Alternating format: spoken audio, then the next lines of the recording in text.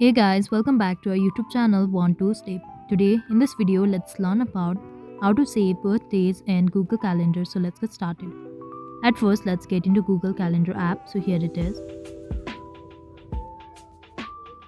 Now we get into this schedule now, and let's get back and click on this three-lined icon on the top left corner, and let's go for month to enter the details.